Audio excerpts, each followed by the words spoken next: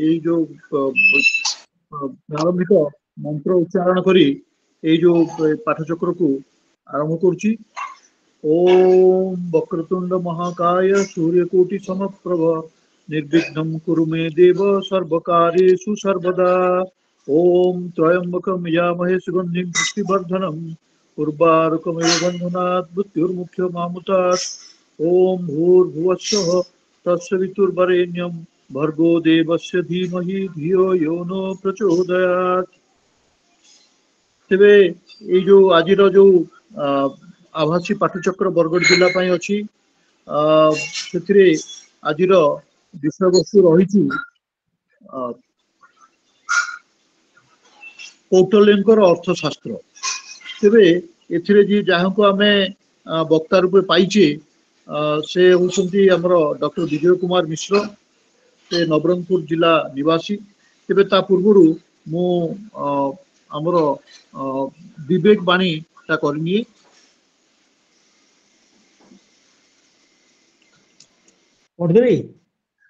हाँ कर दूं।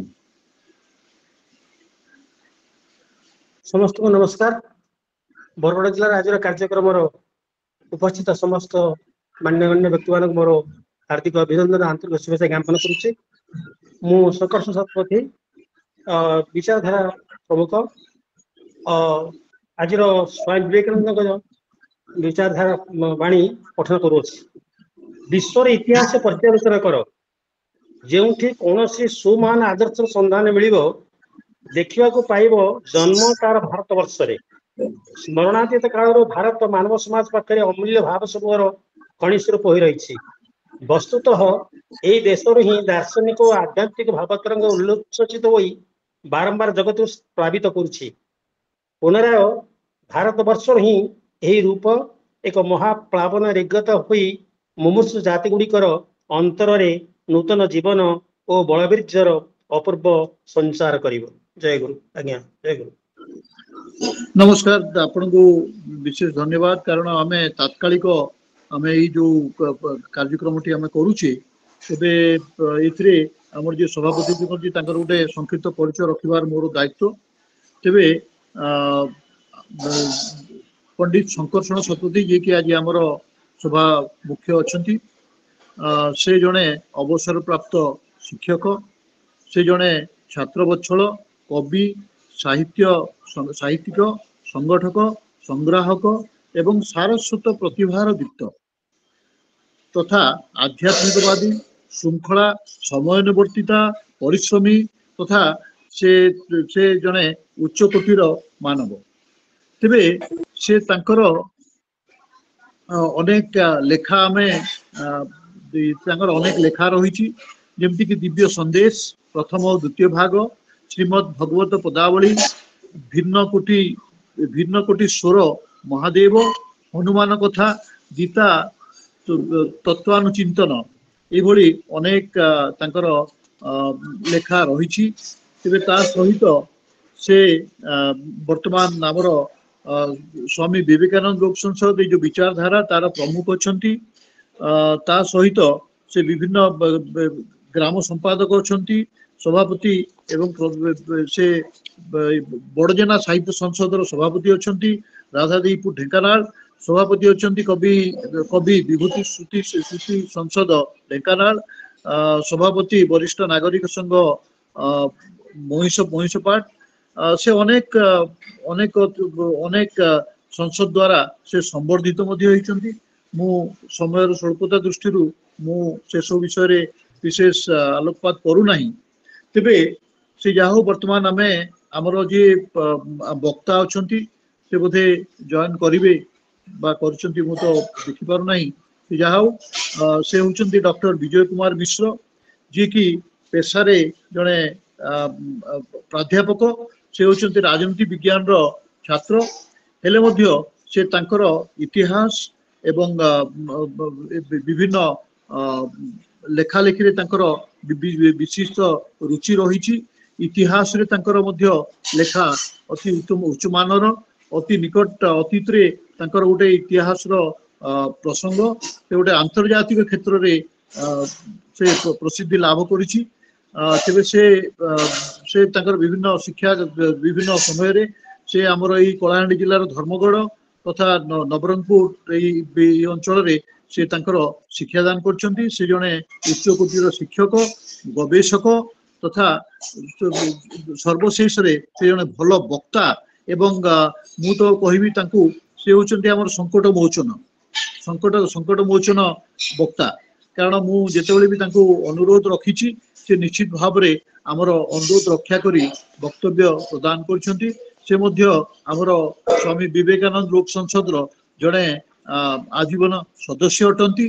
ତେବେ ଆଜିର ବିଷୟବସ୍ତୁ ଯୋଉ ରହିଛି କୌଟଲ୍ୟର ଅର୍ଥଶାସ୍ତ୍ର, ତେବେ ମୁଁ ଜଣେ ଅର୍ଥଶାସ୍ତ୍ରର ଛାତ୍ର, ଅର୍ଥଶାସ୍ତ୍ର ଅଧ୍ୟାପନା କରୁଥିଲେ ମଧ୍ୟ ଅର୍ଥଶାସ୍ତ୍ରର ମୁଁ ଛାତ୍ର, କାରଣ ଶିକ୍ଷକ ହିଁ ପ୍ରଥମେ ଛାତ୍ର।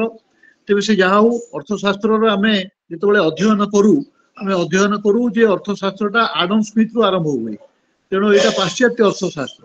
କିନ୍ତୁ ଅର୍ଥଶାସ୍ତ୍ରର ଆମେ ଯଦି ତାର ମୂଳ ଭିତ୍ତିକୁ ଯିବା, ତେବେ କୌଟଲ୍ୟ ହିଁ ପ୍ରଥମ ବ୍ୟକ୍ତି ଯିଏକି ଅର୍ଥଶାସ୍ତ୍ର ବିଷୟରେ ବିଶେଷ ଭାବରେ ଆଲୋଚନା କରିଛନ୍ତି। ଏବଂ ଏ କୌଟଲ୍ୟଙ୍କର ଅର୍ଥଶାସ୍ତ୍ରରେ ଆମେ ଯାହା ବି ପାଇଛୁ, ବର୍ତ୍ତମାନ ଯାହା ବି ଆମର ଅର୍ଥଶାସ୍ତ୍ରର ବିକାଶ ଘଟିଛି, ଯାହା ବି ଅର୍ଥଶାସ୍ତ୍ରର ପ୍ରଗତି ଆଜିର ଦିନରେ ଘଟିଛି, ସେଇଟା ତାର ମୂଳ ଭିତ୍ତି ହଉଛି କୌଟଲ୍ୟଙ୍କର ଅର୍ଥଶାସ୍ତ୍ର। ତେଣୁ ଆଜି ଆମର ଆଲୋଚନାର ବିଷୟବିନ୍ଦୁ ରହିବ କୌଟଲ୍ୟଙ୍କର ଅର୍ଥଶାସ୍ତ୍ର ଏବଂ ତାର ଆଲୋଚକ ରହିବେ ଡକ୍ଟର ବିଜୟ କୁମାର ମିଶ୍ର, ଯିଏକି ନବରଙ୍ଗପୁର ଜିଲ୍ଲା ଅଧିବାସୀ। ତେଣୁ ମୁଁ ଯଦି ଡକ୍ଟର ମିଶ୍ର ଆମର ପ୍ଲାଟଫର୍ମ ଥାଆନ୍ତି, ତେବେ ମୋର ଅନୁରୋଧ ରହିବ ସେ ତାଙ୍କର ବକ୍ତବ୍ୟ ରଖିବେ।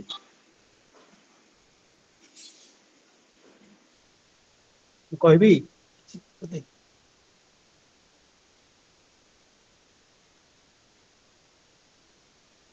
ସର୍ବେଭ୍ୟ ନମୋ ନମଃ। ତା ପୂର୍ବରୁ ଅନୁରୋଧ ରଖିବି ଆମର ସଭାପତିଙ୍କର ସଂକ୍ଷିପ୍ତ ଟିପ୍ପଣୀ ରଖିବେ।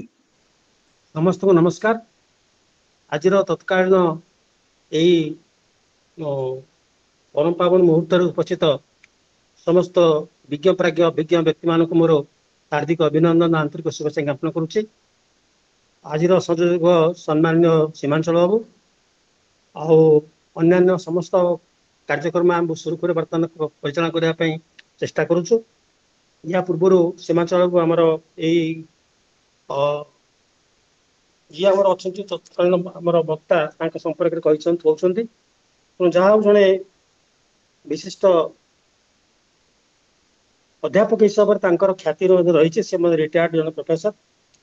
ତେଣୁ ତାଙ୍କର ଯେତିକି ରହିଛି ଏଇ କୌଟିଲ୍ୟଙ୍କ ଅର୍ଥଶାସ୍ତ୍ର ଉପରେ ବର୍ତ୍ତମାନର ଜୀବନୀ ଚଳନା ଉପରେ ତାଙ୍କ ସହିତ ତୁଳନା କରିକିରି ବର୍ତ୍ତମାନ ତାଙ୍କର ସେ କାର୍ଯ୍ୟକ୍ରମ ନିଶ୍ଚିତ ଭାବରେ ତୁଳନା କରିବା ପାଇଁ ମୁଁ ଚେଷ୍ଟା କରିବି, କହିବା ପାଇଁ ଚେଷ୍ଟା କରିବେ। ତେଣୁ କୌଟିଲ୍ୟ ଅର୍ଥଶାସ୍ତ୍ରରେ ରହିଛି ସହାୟ ସାଧ୍ୟମ ରାଜତ୍ୱମ ଚକ୍ରମେର୍କଂ ନ ବର୍ତ୍ତତେ କୁର୍ବାତ୍ ସଞ୍ଚିବାଂସ୍ତ ସାଂ ସଚିବାଂସ୍ତମାତେ ସାଂ চ ଶୁଣିୟାତ୍ ନତମ୍। ଅର୍ଥାତ୍ ଏକଚକିଆ ଗାଡି ଯେପରି ସାହାଯ୍ୟ ବିନା ଚାଲିପାରେ ନାହିଁ, ରାଜକାର୍ଯ୍ୟକୁ ମଧ୍ୟ ସେହିପରି ସହାୟତା ଓ ସହଯୋଗ ବିନା ଚଳି ହେବ ନାହିଁ। ତେଣୁ ରାଜା ସୁଯୋଗ୍ୟ ଅମାତ୍ୟ ମାନଙ୍କୁ ନିଯୁକ୍ତ କରି ସେମାନଙ୍କ ପରାମର୍ଶ ଗ୍ରହଣ କରିବା ଉଚିତ। ଏହି କାରଣରୁ ମୌର୍ଯ୍ୟ ଶାସନରେ ଆମେ ମନ୍ତ୍ରୀ, ଅଧ୍ୟକ୍ଷ, ସଚିବ, ଅମାତ୍ୟ ଆଦି ବିଭିନ୍ନ ଗୋଷ୍ଠୀର ଉପସ୍ଥିତି ଲକ୍ଷ୍ୟ କରୁ। ତେଣୁ ସେମାନଙ୍କ କାର୍ଯ୍ୟ ଥିଲା ରାଜାଙ୍କୁ ଯଥାଯୋଗ ପରାମର୍ଶ ଦେଇ ଶାସନର ଧାରାକୁ ଠିକ ରଖିବା। ଆପଣମାନେ ନିଶ୍ଚିତ ଭାବରେ ଏହା ପୂର୍ବରୁ ଜାଣିଥିବା ଦେଖିଥିବେ ଟିଭିରେ ମନେ କରୁଥିବେ ଯେ କୌଟିଲ୍ୟଙ୍କର ଅର୍ଥଶାସ୍ତ୍ର କିପରି ସେ ନିଷ୍କାମ ସେବା ସେ କରୁଥିଲେ। ଅର୍ଥାତ ଅମାତ୍ୟ ଜଣେ ଆଇଛନ୍ତି ତାଙ୍କୁ ଦେଖା କରିବା ପାଇଁ, ସେତେବେଳେ ସେ ଗୋଟିଏ ଯୋଡିଏ ଦୀପ ରଖିଥିଲେ। ସେ ଗୋଟିଏ ଦୀପରେ ସେ ଲେଖାପଢା କରୁଥିଲେ। କିନ୍ତୁ ଅମାତ୍ୟ ଜଣେ ଆଉ ଜଣେ ଯେତେବେଳେ ଆସିଲେ ତାଙ୍କୁ ଦେଖା କରିବା ପାଇଁ, ସେ ପ୍ରଥମ ଦୀପଟିକୁ ଲିଭେଇ ଦେଲେ, ଦ୍ୱିତୀୟ ଦୀପଟିକୁ ଜଳେଇଲେ ଏବଂ ସେ ତାଙ୍କ ସହିତ କଥାବାର୍ତ୍ତା ହେଲେ। ସାରିଲା ପରେ ଅମାତ୍ୟ ପଚାରିଲେ ଯେ ଆପଣଙ୍କ ପାଖରେ ଦିଟା ଦୀପ କାହିଁକି ଅଛି? ଗୋଟେ ଦୀପ ଲିଭେଇ ଦେଲେ, ପୁଣି ଆଉ ଗୋଟେ ଦୀପ ଜଳେଇଲେ ମୋ ସହିତ କଥାବାର୍ତ୍ତା କଲେ। କୌଟିଲ୍ୟ ସେଠି ସେ କହିଛନ୍ତି जे एई जो दीपटा प्रथम मु जळौथिली सेटा मु राजकार्य करुथिली देशर शासन ପାଇଁ जो କାର୍ଯ୍ୟ କରାଯିବ କି ପ୍ରକାର ପଦ୍ଧତି ଅବଲମ୍ବନ କରାଯିବ ସେଥିପାଇଁ ମୁଁ ଏଇ ଦୀପ ଜଳେଇକିରି ମୁଁ ବର୍ତ୍ତମାନ ଲେଖାପଢା କରୁଥିଲି। ବର୍ତ୍ତମାନ ଆପଣ ଯେତେ ଆସିଲେ ବ୍ୟକ୍ତିଗତ ଭାବରେ ମୋ ସହିତ କଥାବାର୍ତ୍ତା କରିବା ପାଇଁ ତେଣୁ ମୁଁ ଦ୍ୱିତୀୟ ଦୀପ ଜଳେଇଲି ଅର୍ଥାତ୍ ଦ୍ୱିତୀୟ ଦୀପଟା ହଉଛି ମୋର ବ୍ୟକ୍ତିର ଏଟା। ତେଣୁ ସାମୂହିକ ସ୍ୱାର୍ଥ ପାଇଁ ଦେଶର ସ୍ୱାର୍ଥ ପାଇଁ ଗୋଟିଏ ଦୀପ ଜଳିଲା ଏବଂ ବ୍ୟକ୍ତିଗତ ସ୍ୱାର୍ଥ ପାଇଁ ତାଙ୍କର ଆଉ ଗୋଟେ ଦୀପ ଜଳିଲା। ଏଥିରୁ ଆମେ ସ୍ପଷ୍ଟ ଅନୁଭବ କରିବା ଯେ ସେ ସମୟର ସେ ହଉଛି ଆମର ଆଦର୍ଶ ଯେ କି ନିଷ୍କାମ ଭାବରେ ଦେଶ ସେବାରେ କିଭଳି ନିୟୋଜିତ ଥିଲେ ଏବଂ ବ୍ୟକ୍ତିଗତ ଭାବରେ କିଭଳି ନିୟୋଜିତ ଥିଲେ। ତେଣୁ ଏଇ ଆଦର୍ଶକୁ ନେଇକରି ବର୍ତ୍ତମାନର ଯୁବପିଢି କି ବର୍ତ୍ତମାନ ଯିଏ ଥିବେ ମୁଁ ତାଙ୍କୁ ଏତିକି ଅନୁରୋଧ କରିବି ଯେ ଆପଣମାନେ ବର୍ତ୍ତମାନର ଶାସନକୁ ବା ବର୍ତ୍ତମାନ ନିଜର ଘରର ଶାସନ କଥା ଦେଖନ୍ତୁ ବା ପରିବାର ଶାସନ ଦେଖନ୍ତୁ ସମାଜ ଶାସନ ଦେଖନ୍ତୁ ପ୍ରତି କ୍ଷେତ୍ରରେ ଏଇଭଳି ଆଦର୍ଶ ଅନୁସରଣ କରନ୍ତୁ। ତେଣୁ ପରିଶେଷରେ ସେ ଆମର ଯୋଉ ଅଛନ୍ତି ବକ୍ତା ମିଶ୍ର ବାବୁଙ୍କୁ ମୁଁ ଅନୁରୋଧ କରିବି ସବିନୟ ଅନୁରୋଧ କରୁଛି ସେ ତାଙ୍କୁ ତାଙ୍କର ବକ୍ତବ୍ୟ ବର୍ତ୍ତମାନ ଠାରୁ ଆରମ୍ଭ କରିବେ। ଜୟ ଗୁରୁ ଜୟ ଗୁରୁ ଜୟ ଗୁରୁ। ଆଜ୍ଞା ମିଶ୍ର ବାବୁ।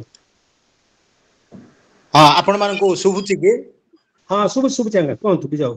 ହଁ ସାର୍ ଶୁଭୁଛି କୁହନ୍ତୁ। ହଁ ପ୍ଲିଜ। ଶୁଭୁଛି ଆଜ୍ଞା ଆଜ୍ଞା। ହଁ ଓ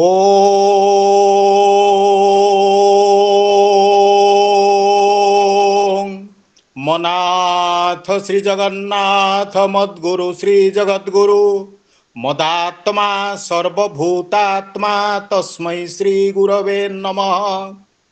ବରଗଡ଼ ଜିଲ୍ଲାର ଏହି ସ୍ୱାମୀ ବିବେକାନନ୍ଦ ଲୋକ ସଂସଦର ଏହି ଅଧିବେଶନର ସଭାପତି ଶ୍ରୀଯୁକ୍ତ ଶଙ୍କର୍ଷଣ ଶତପଥୀ ମହୋଦୟ, ଏ କାର୍ଯ୍ୟକ୍ରମର ଆଜିକାର ସଂଯୋଜକ ଶ୍ରୀଯୁକ୍ତ ସୀମାଞ୍ଚଳ ମିଶ୍ର ମହୋଦୟ ଏବଂ ସ୍ୱାମୀ ବିବେକାନନ୍ଦ ଲୋକ ସଂସଦର ଯେଉଁ କର୍ମକର୍ତ୍ତା ସମସ୍ତଙ୍କ ନାଁ ତ ମୁଁ ଏଠି ଦେଖିପାରୁନାହିଁ ଯେଉଁମାନେ ଅଛନ୍ତି ସେମାନଙ୍କୁ ଏବଂ ଆପଣମାନେ ଯେଉଁମାନେ ଆଭାସୀ ମାଧ୍ୟମରେ ଏହି କାର୍ଯ୍ୟକ୍ରମରେ ଯୋଗ ଦେଇଛନ୍ତି ସମସ୍ତଙ୍କୁ ମୋର ଯଥାମାନ୍ୟ ଗୁରୁଜନଙ୍କୁ ନମସ୍କାର ଜଣାଉଛି। ଆଜି ଆନ୍ତର୍ଜାତିକ ଚା ଦିବସ ବୋଲି କୁହାଯାଏ। ମେ 21 ହେଉଛି ଆପଣଙ୍କର ସନ୍ତ୍ରାସବାଦ ନିୟନ୍ତ୍ରଣ ବା ଆତଙ୍କବାଦ ବିରୋଧୀ ଦିବସ ଯେଉଁଦିନ ଭାରତର ପୂର୍ବତନ ପ୍ରଧାନମନ୍ତ୍ରୀ ରାଜୀବ ଗାନ୍ଧୀଙ୍କୁ ହତ୍ୟା କରି ଯାଇଥିଲା ସେହି ଦିନ। ଆଉ ଆଜି ହେଉଛି ଚନ୍ଦନ ଯାତ୍ରା 21 ଦିନ ସରିଲା। ଜଗନ୍ନାଥ ଭିତର ବେଢ଼ାରେ ଚନ୍ଦନ ଯାତ୍ରା କରିବେ। ଯାହା ହଉ ଏମିତି ବହୁତ ଓଡ଼ିଶାରେ ନୀତି ନିୟମ ସବୁ ଚାଲିଛି। ସେଇ ଅବଲୋକନରେ ଆପଣମାନେ ଯେଉଁ ତତ୍କାଳ ଯାହା ହଉ କାର୍ଯ୍ୟକ୍ରମ କରିଛନ୍ତି ସେଥିଯୋଗୁଁ ଶ୍ରୀଯୁକ୍ତ ସୀମାଞ୍ଚଳ ମିଶ୍ର ମହୋଦୟଙ୍କୁ ଡକ୍ଟର ଶତପଥୀ ଶଙ୍କର୍ଷଣ ଶତପଥୀ ମହୋଦୟଙ୍କୁ ସ୍ୱାମୀ ବିବେକାନନ୍ଦ ଲୋକ ସଂସଦର ସମସ୍ତ କର୍ମକର୍ତ୍ତାଙ୍କୁ ମୁଁ ଆନ୍ତରିକ ଧନ୍ୟବାଦ ଦେଉଛି। କାରଣ ସମସ୍ତ ବ୍ୟସ୍ତବହୁଳ ଜୀବନ ଭିତରେ ଏହି ଆଭାସୀ କାର୍ଯ୍ୟକ୍ରମ ମାଧ୍ୟମରେ ଅନ୍ତତଃ ଆପଣମାନଙ୍କୁ ସବୁବେଳେ ସମ୍ପର୍କରେ ରହିପାରୁଛେ ଦେଖା ହେଇପାରୁଛେ। ଆଉ ସୀମାଞ୍ଚଳ ମିଶ୍ର ମହୋଦୟ ତ ବନ୍ଧୁ, ମୁଁ ଭବାନୀପାଟଣା ଯାଇଛି ତାଙ୍କର ଆତିଥେୟତା ଗ୍ରହଣ କରିଛି ସେଇଟା ଆଉ କହିବାର ନାହିଁ। ତାହେଲେ ହଠାତ୍ ଯେଉଁ ତତ୍କାଳ ହେଲା ମୁଁ ଚିନ୍ତା କଲି କୌଟଲ୍ୟ ଉପରେ କହିବା। ତାର କାରଣ ହେଉଛି ମୁଁ ଅଧ୍ୟାପକ ଥିଲାବେଳେ ଗୋଟେ ପେପର ଥାଏ ସେ ହେଉଛି ଇଣ୍ଡିଆନ୍ ପଲିଟିକାଲ ଟ୍ରେଡିସନ୍, ଭାରତୀୟ ରାଜନୈତିକ ପରମ୍ପରା। ଏବଂ ସେଇଠି ଆମେ ମନୁ କୌଟଲ୍ୟ ଗାନ୍ଧୀ ନେହେରୁ ଇତ୍ୟାଦି ପଢ଼ୁ। ଯେତେବେଳେ କୌଟଲ୍ୟ ମନୁ ଇତ୍ୟାଦି ବିଷୟରେ ଆମର ଓଡ଼ିଶାରେ ବହି ନଥିଲା, ମାନେ ଇଣ୍ଡିଆନ୍ ପଲିଟିକାଲ ଟ୍ରେଡିସନ୍ ବିଷୟରେ। ହେଲେ କ'ଣ କରିବା, ମୋର ସାର୍ ଜଣେ ଥିଲେ କୃଷ୍ଣଚନ୍ଦ୍ର ଦାସ, ସେ ବର୍ତ୍ତମାନ ଅଛନ୍ତି ନାହିଁ ମୁଁ କହିପାରୁନାହିଁ, ବହୁତ ଦିନ ହେଲା ସାର୍ଙ୍କ ସହିତ ଦେଖା ବି ହେଇନାହିଁ। ସେ କହିଲେ ବହିଟିଏ ଲେଖିବା। କେମିତି ଲେଖିବା? ମନୁଙ୍କର ବିଷୟରେ ତ ଲେଖିବା ପାଇଁ କୌଣସି ବହି ଓଡ଼ିଶା ପାଇଁ ନାହିଁ, ପିଲାମାନଙ୍କ ପାଇଁ ବିଶେଷ କରି ବିଏ ସମ୍ମାନ ବା ବିଏ ଛାତ୍ରମାନଙ୍କ ପାଇଁ। ତାପରେ ପିଜିରେ ବି ସେଇ ପାଠ ହେଉଥିଲା। ତାପରେ ଆମେ ମନୁ ସଂହିତା ପୁରା ପଢ଼ିଲୁ, ସଂସ୍କୃତ ଓଡ଼ିଆ ଅନୁବାଦ। କୌଟଲ୍ୟଙ୍କର ଅର୍ଥଶାସ୍ତ୍ର ଓଡ଼ିଶା ସାହିତ୍ୟ ଏକାଡେମୀ ଯାହା ପ୍ରକାଶ କରିଛନ୍ତି ସେଇଟା ପଢ଼ିଲୁ। ପଢ଼ିବା ପରେ ସମ୍ପୂର୍ଣ୍ଣ ପଢ଼ିବା ପରେ ମୋର ହୃଦବୋଧ ହେଲା ମୁଁ ଯେହେତୁ ବୃତ୍ତି ମୋ ପୋଷେ କୁଟୁମ୍ବ ପଲିଟିକାଲ ସାଇନ୍ସ ପଢ଼େଇକିରି ଅଧ୍ୟାପନା କରୁଛି ଏବଂ Aristotle is the father of political science ବୋଲି ଆଗେ ପଢ଼ଉଥିଲୁ, ସେ ପାଠ ଆଜିକାଲି ଉଠିଗଲାଣି। ତଥାପି ମୁଁ ଯେତେବେଳେ ମନୁ ଆଉ କୌଟଲ୍ୟଙ୍କର ବିଷୟ ରାଜନୀତି ବିଜ୍ଞାନରେ ପଢ଼ିଲି ସେଇଠୁ ଜାଣିଲି ଯେ ଭାରତ ବର୍ଷରେ କେତେ ମହାନ ମାନେ ଦାର୍ଶନିକ ଏବଂ ଯେଉଁମାନେ ବାସ୍ତବବାଦୀ କୂଟନୀତିଜ୍ଞ ରାଷ୍ଟ୍ରନୀତିଜ୍ଞ ଅଛନ୍ତି ତାହା ବିଦେଶର ଲୋକମାନେ ମଧ୍ୟ ଜାଣିବା ଆବଶ୍ୟକ। ଯାହା ହଉ ବିଦେଶ ଲୋକମାନେ ମଧ୍ୟ ଜାଣିଛନ୍ତି। ସାର୍ ୱିଲିୟମ ଜୋନ୍ସ ଯିଏକି ଜର୍ମାନର ଜଣେ ବିଶିଷ୍ଟ ଗବେଷକ ତାଙ୍କ ଉପରେ ସେ ବହି ବି ଲେଖିଛନ୍ତି। ସେଗୁଡ଼ା କହିବା ନାହିଁ, ଅପ୍ରାସଙ୍ଗିକ ହବ, ବହୁତ ମାନେ ହବ। ତାହେଲେ ପ୍ରଥମରେ କହିବା କୌଟଲ୍ୟ। କୌଟଲ୍ୟ ହେଉଛନ୍ତି ଚାଣକ୍ୟଙ୍କ, ତାଙ୍କ ନାଁ ଚାଣକ୍ୟ, ରାଜା ଚନ୍ଦ୍ରଗୁପ୍ତ ମୌର୍ଯ୍ୟ ତାଙ୍କର ପ୍ରଧାନମନ୍ତ୍ରୀ ଏବଂ ପ୍ରଧାନମନ୍ତ୍ରୀ ହିସାବରେ ସେ ଦେଶ ଶାସନ କରିଥିଲେ। ଦେଶ ଶାସନ କରିବା ପୂର୍ବରୁ ଯେହେତୁ ସିଏ ଜଣେ ବିଜ୍ଞ ଲୋକ ଥିଲେ, ତକ୍ଷଶିଳା ନାଳନ୍ଦା ଇତ୍ୟାଦି ସେତେବେଳେ ଯେଉଁ ବିଶ୍ୱବିଦ୍ୟାଳୟ ଥିଲା ତାର ଭିତରେ ଯେତିକି ମନୁ ସଂହିତା, କୌଟଲ୍ୟ ଅର୍ଥଶାସ୍ତ୍ର, ବେଦ, ଉପନିଷଦ, ଆମ ପରାଶର ସଂହିତା ଇତ୍ୟାଦି ଯେତିକି ପୁରାଣ ଶାସ୍ତ୍ର ଇତ୍ୟାଦି ଭାରତ ବର୍ଷରେ ଅଛି, ଚାଣକ୍ୟ ବା କୌଟଲ୍ୟ ସେତିକି ପଢ଼ିଥିଲେ ଏବଂ ପଢ଼ିବା ପରେ ସିଏ ଲେଖିଲେ ତାଙ୍କର କାଳଜୟୀ ପୁସ୍ତକ କୌଟଲ୍ୟଙ୍କ ଅର୍ଥଶାସ୍ତ୍ର ବା ବହିର ନାଁ ହେଉଛି ଅର୍ଥଶାସ୍ତ୍ର। ଏବଂ ଏଇ ଯେଉଁ ପୁସ୍ତକ ଲେଖିବା ପଛରେ ଆପଣମାନେ କହିବେ, ସୀମାଞ୍ଚଳ ମିଶ୍ର ମହୋଦୟ ଅର୍ଥନୀତି ଅଧ୍ୟାପକ ବା ପ୍ରାଧ୍ୟାପକ ଅଛନ୍ତି, ଯେ ଆମେ କହୁଛେ ଅର୍ଥ ମାନେ କ'ଣ, ମୁଁ ଦରମା ପାଇଲି, ଟଙ୍କା ପାଇଲି, ସେଟା ଅର୍ଥ। କିନ୍ତୁ କୌଟଲ୍ୟଙ୍କର ଅର୍ଥଶାସ୍ତ୍ର ସେ ନିଜେ ଲେଖିଛନ୍ତି ଯେ ଯାହାର ବୃତ୍ତି ଯୋଗୁଁ ଯେ ଜୀବନ ଧାରଣ କରେ ସିଏ ହିଁ ତାର ଅର୍ଥ ବା ପ୍ରତିପୋଷଣର ଗ୍ରହିତା। ଜଣେ ରାଜା ଅଛନ୍ତି, ତାଙ୍କର ବୃତ୍ତି ହେଉଛି ରାଜ୍ୟ ଶାସନ କରିବା। ମୁଁ ଜଣେ ଅଧ୍ୟାପକ, ମୁଁ ଅଧ୍ୟାପନା କରୁଛି, ବୃତ୍ତି କରୁଛି, କିଛି ଅର୍ଥ ଆଦାୟ କରୁଛି ଇତ୍ୟାଦି। ଚାଷୀ ଜଣେ ତାର ବୃତ୍ତି କରୁଛି, ସିଏ ତାର ଆଦାୟ କରୁଛି, ଭରଣ ପୋଷଣ ପାଉଛି ଇତ୍ୟାଦି। ଏଇଭଳି ବୃତ୍ତି ବା ଅର୍ଥ ନିମିତ୍ତରେ ଯେଉଁ ଦେଶ ଶାସନ କରାଯାଏ ପ୍ରତ୍ୟେକ କ୍ଷେତ୍ରରେ, ଜଣେ ଶିଳ୍ପୀ ଅଛି, କାରିଗର ଅଛନ୍ତି, ସାହିତ୍ୟିକ ଅଛନ୍ତି, କଳାକାର ଅଛନ୍ତି, ରାଜା ଅଛନ୍ତି, ଯେଉଁମାନେ ନିଜର ବୃତ୍ତି ବା ନିଜର ମାନେ କାର୍ଯ୍ୟ ଦ୍ୱାରା ନିଜର ମାନେ କ'ଣ ପରିପୋଷଣ କରନ୍ତି, ସେଇଟାକୁ ଆମେ ଅର୍ଥ ବୋଲି କହିବା। ତାହେଲେ ସେ ଅର୍ଥଶାସ୍ତ୍ର ଯେଉଁ ଲେଖିଲେ ଆମେ କେବଳ ଅର୍ଥନୀତି ବା ଇକୋନୋମିକ୍ସ ବୋଲି କହିବା ନାହିଁ, ସେଇଠି ଆପଣଙ୍କର ନ୍ୟାୟ ଅଛି ବା ଲ ଆଣ୍ଡ ଜଷ୍ଟିସ୍, ତାପରେ ଆପଣଙ୍କର ଅଛି ରାଜନୀତି ବିଜ୍ଞାନ, ରାଷ୍ଟ୍ର ସରକାର ଇତ୍ୟାଦି, ତାପରେ ଆପଣଙ୍କର ସମାଜ ବିଜ୍ଞାନ ଅଛି ଯେ ସମାଜରେ କ'ଣ କ'ଣ କରିବା ଉଚିତ, ସମାଜରେ କ'ଣ ନ କରିବା ଉଚିତ। ସେଗୁଡ଼ା କହିଲେ ତ 2-3 ଘଣ୍ଟା ଲାଗିବ, ମୁଁ ସଂକ୍ଷିପ୍ତରେ କହିବି।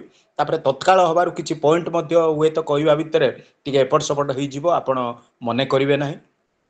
ତେଣୁ ସିଏ ଯେଉଁ ଅର୍ଥଶାସ୍ତ୍ର ଲେଖିଲେ ସେଇ ଅର୍ଥଶାସ୍ତ୍ରଟି ସାଧାରଣତଃ ଆପଣ ଯେକୌଣସି ଦୃଷ୍ଟିରୁ ବିଚାର କରନ୍ତୁ ସିଏ ହେଉଛି ଏକ କାଳଜୟୀ ସାହିତ୍ୟ ବା ଗ୍ରନ୍ଥ। ସେଇଠି ଆପଣ ସମାଜ ତତ୍ତ୍ୱ ପାଇବେ, ଅର୍ଥ ତତ୍ତ୍ୱ ପାଇବେ, ରାଜନୀତି ତତ୍ତ୍ୱ ପାଇବେ, ଆଇନଗତ ତତ୍ତ୍ୱ ପାଇବେ ଏବଂ ଧାର୍ମିକ ତତ୍ତ୍ୱ ପାଇବେ ଇତ୍ୟାଦି ପ୍ରତ୍ୟେକ ଜିନିଷ ତା ଭିତରେ ପାଇବେ। ଏବଂ କୌଟଲ୍ୟ ଅର୍ଥଶାସ୍ତ୍ର ଓଡ଼ିଶା ସାହିତ୍ୟ ଏକାଡେମୀ ଯେଉଁଟା ମୁଁ ପଢ଼ିଛି, ସଂସ୍କୃତରୁ ଓଡ଼ିଆ ଅନୁବାଦ ହେଇଛି, ପଣ୍ଡିତ ନୀଳକଣ୍ଠ ଦାସ ତାର ମାନେ ମୁଖବନ୍ଧ ଲେଖିଛନ୍ତି। ସେଇଟା 15ଟି ଅଧିକରଣ ଏବଂ 2ଟି ପୁସ୍ତକରେ ଭାଗ ହେଇଛି। 15ଟି ଅଧିକରଣ ମାନେ 15ଟି ଚାପ୍ଟର। ଏବଂ ସେଇଠି ଆପଣଙ୍କର ଯେହେତୁ ମୁଁ ଗୋଟେ ରାଜନୀତି ଛାତ୍ର, ରାଜନୀତି ବା ରାଷ୍ଟ୍ର ସମ୍ପର୍କ ମୁଁ କହିବି, ଆଉ ଆଧ୍ୟାତ୍ମିକତା ଆପଣଙ୍କର ସମାଜ ତତ୍ତ୍ୱ ଏଇ ବିଷୟରେ କହିଲେ ବହୁତ ସମ୍ପର୍କ ହେଇଯିବ। ତେଣୁ ମୁଁ କହିବାର ଏଇ ଜିନିଷଟି ସେଇ ଭିତରେ ସୀମିତ ରଖୁଛି। ତାହେଲେ ପ୍ରଥମ କଥା ହେଲା ଯେ ସିଏ କହିଲେ ଯାହାର ଯିଏ କର୍ତ୍ତବ୍ୟ କରିବ, ଯେମିତି ବ୍ରାହ୍ମଣ କର୍ତ୍ତବ୍ୟ ଇତ୍ୟାଦି, ସେ ମନୁଙ୍କର ଜିନିଷକୁ ଗ୍ରହଣ କଲେ ଏବଂ ଗ୍ରହଣ କରିକି କହିଲେ ରାଜାଙ୍କର କର୍ତ୍ତବ୍ୟ ହେଉଛି ଯେ ସେ ଦେଶ ଶାସନ କରିବେ ଏବଂ ବ୍ରାହ୍ମଣ କର୍ତ୍ତବ୍ୟ ହେଉଛି ସେ ବେଦ ଶାସ୍ତ୍ର ଇତ୍ୟାଦି କରିବେ, ମାନେ ଜାଗା ଯଜ୍ଞ ଦାନ ଇତ୍ୟାଦି ଜ୍ଞାନ ମାର୍ଗରେ ଯିବେ।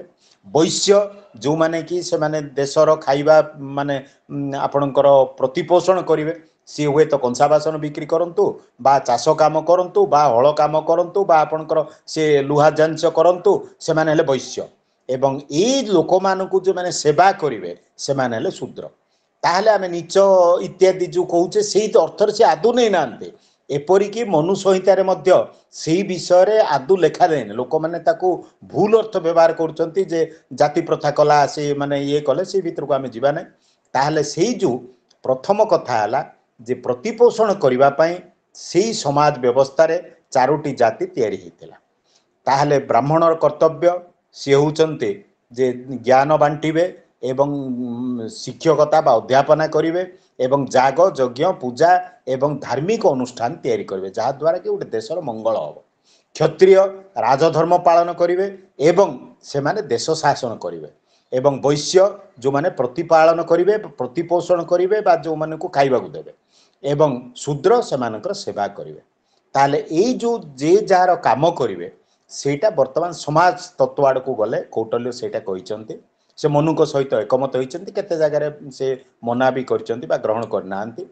ତାପରେ ଆସିଲେ ଯେ ସେଇଠି ବର୍ତ୍ତମାନ ରାଷ୍ଟ୍ର କଥା ଚିନ୍ତା କରିବା। ଆମେ କହୁଛେ ଯେ ରାଷ୍ଟ୍ରଟା ମାନେ ମେକିଆଭେଲି ଆରମ୍ଭ କରିଥିଲେ, କିଏ କହିଲେ ନା ବ୍ରିଟିଶରେ ଆରମ୍ଭ କରିଥିଲେ, ଏମିତି ରାଜନୀତି ବିଜ୍ଞାନରେ ବହୁତ ତତ୍ତ୍ୱ ଅଛି। କିନ୍ତୁ 3000 ବର୍ଷ ତଳେ ପ୍ରାୟ 3200 ବର୍ଷ ସେଇ ହିସାବ ଯଦି କୌଟଲ୍ୟଙ୍କର କରିବା, ସେଇ ସମୟରେ କୌଟଲ୍ୟ ମନୁଙ୍କ ଠାରୁ ରାଷ୍ଟ୍ର ତତ୍ତ୍ୱ ବା ରାଷ୍ଟ୍ର କେମିତି ତିଆରି ହେବ ସେଇ ଜିନିଷଟା ଉଦ୍ଧାର କରିଥିଲେ। ତାହେଲେ ମନୁ କହିଲେ ଯେ ଭଗବାନ ରାଷ୍ଟ୍ର ସୃଷ୍ଟି କରିଛନ୍ତି, ତାପରେ ରାଜ୍ୟ ରାଜା ଇତ୍ୟାଦି ତିଆରି କଲେ ଇତ୍ୟାଦି, ସେଟା ଗୋଟେ ଆଧ୍ୟାତ୍ମିକ ତତ୍ତ୍ୱ ଉପରେ ରହିଲା। କିନ୍ତୁ କୌଟଲ୍ୟ ତାକୁ ପୁରା ବାସ୍ତବବାଦୀ ତତ୍ତ୍ୱ ଦେଇଛନ୍ତି ଯେ ରାଜା ପାରିଷଦ, ଆପଣ ଯାହା ଆଗରୁ ଶଙ୍କର୍ଷଣ ମହୋଦୟ କହିଥିଲେ, ମାନେ ମନ୍ତ୍ରୀ ତତ୍ତ୍ୱ ଇତ୍ୟାଦି, ତାପରେ ବଳ ସୈନିକ ଆଉ ଗୁପ୍ତଚର ଇତ୍ୟାଦି ବହୁତ ସବୁ ତତ୍ତ୍ୱ ନେଇକିରି 8ଟି ତତ୍ତ୍ୱ ନେଇଛନ୍ତି। ପୁରା ତା ଭିତରେ ସମ୍ପର୍କ କଲେ ସେ ଗୋଟିଏ ସମ୍ପର୍କ ହେଇଯିବ, କିନ୍ତୁ ରାଷ୍ଟ୍ର 8ଟି ତତ୍ତ୍ୱକୁ ନେଇଛି। ଆଜି ଯାହା ଆମେ ରାଜନୀତି ବିଜ୍ଞାନରେ 5ଟି ତତ୍ତ୍ୱ କହୁଛେ, ସେତେବେଳେ କୌଟଲ୍ୟ 8ଟି ତତ୍ତ୍ୱ କଥା କହିଥିଲେ। ଏଇଟା ହେଉଛି ରାଷ୍ଟ୍ର। ତାପରେ ରାଷ୍ଟ୍ରକୁ ଚଲେଇବା ପାଇଁ ସିଏ ହେଉଛନ୍ତି ରାଜା। ତାହେଲେ ରାଜା କ'ଣ? ଯେ ଶଙ୍କର୍ଷଣ ଶତପଥୀ ମହୋଦୟ ଯେମିତି କହୁଥିଲେ ଯେ ଗୋଟିଏ ଚକରେ ଗାଡ଼ି ଚାଲେ ନାହିଁ। ଅବଶ୍ୟ ସର୍କସରେ ଆଜିକାଲି ପିଲାମାନେ ଗୋଟିଏ ଚକରେ ଗାଡ଼ି ଚଲାଉଛନ୍ତି, ସେଇଟା ଆମେ କହିବା ନାହିଁ, ମୁଁ ମଜାରେ କହୁଛି, କିଛି ଖରାପ ଭାବବେନି। କିନ୍ତୁ 2ଟି ଚକ 3ଟି ଚକ 4ଟି ଚକ ଦରକାର। ସେମିତି ରାଜା ମନ୍ତ୍ରୀ ପାରିଷଦ ଇତ୍ୟାଦି ଦରକାର ଏବଂ ସେମାନେ ଦେଶ ଶାସନରେ ପ୍ରମୁଖ ଭାଗ ନିଅନ୍ତି। ତାହେଲେ ଆଜିକାଲି ସିଏ କ'ଣ କଲେ ଯେ ପ୍ରତ୍ୟେକ ଲୋକ, ସେ ରାଜା ହୁଅନ୍ତୁ, ଅମାତ୍ୟ ହୁଅନ୍ତୁ, ଗୁପ୍ତଚର ହୁଅନ୍ତୁ, ମନ୍ତ୍ରୀ ହୁଅନ୍ତୁ, ପ୍ରଧାନମନ୍ତ୍ରୀ ହୁଅନ୍ତୁ, ନିର୍ଦ୍ଦିଷ୍ଟ ଗୋଟେ ଯୋଗ୍ୟତା ଲେଖିଦେଲେ।